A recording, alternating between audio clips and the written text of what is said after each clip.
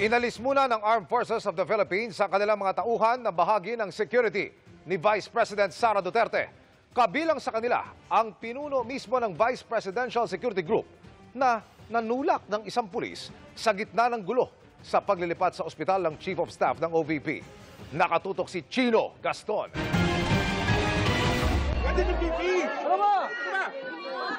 Dahil sa reklamo ng Philippine National Police sa tensyonadong paglipat sa Chief of Staff ni Vice President Sara Duterte na si Attorney Zulaika Lopez, tinanggal muna bilang security ng bise ang mga sundalong kasama niya noon. Kinumpirma yan ni AFP Chief of Staff Romeo Bronner. We received a subpoena from the Philippine National Police, no? At iimbestigahan yung mga members ng VP-SPG. Hindi pa namin alam yung specifics nung kaso, no, or yung investigation. But because yun nga, may subpoena sila, it means to say that hindi nila kayang gampanan yung tungkulin nila to protect and secure the Vice President. That is why we are temporarily pulling them out, replacing them. Meron pa rin siyang security composed of Philippine National Police members and AFP.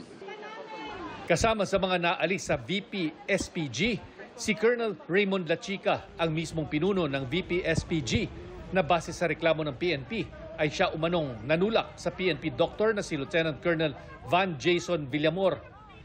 Ang mga inalis na sundalong security ng bise, pinalitan naman ng 25 pulis na inassign na sa Vice Presidential Protection and Security Group o VP-SPG. Ayon pa sa AFP, bagamat karapatan ng sino man ang magkaroon ng opinyon tungkol sa politika, ang paghayag nito, maging ang mga reklamo laban sa gobyerno ay isang kalayaan na hindi pwedeng gawin ng isang sundalo habang nananatili siya sa serbisyo. I reminded them of the vow that we took. Kung gagawin po natin yung kagustuhan ng ibang mga nananawagan po sa Armed Forces of the Philippines, kawawa naman po yung ating bansa, no? At ang matutuwa dito ay yung mga ibang bansa na gustong sumakop or kumontrol sa atin. Pag-upo ni VP Sara noong 2022, nasa mahigit 400 ang security detail niya mula sa AFP at PNP. Marami rito naging security ng kanyang amang si dating Pangulong Rodrigo Duterte nung nakaupo pa ito. Noong July nitong taon, tinanggal ang 75 na pulis na security ng bise, bagay na kanyang inalmahan. Pero ang sabi ng PNP, kailangan ng mga pulis sa Metro Manila. Naibalik naman kalaunan ang ilan matapos makiusap si Senator Bato de la Rosa kay PNP Chief Romel Marbil sa isang pagdinig sa Senado. Sa ngayon, nasa 350 pa ang mga naka-assign sa VP-SPG.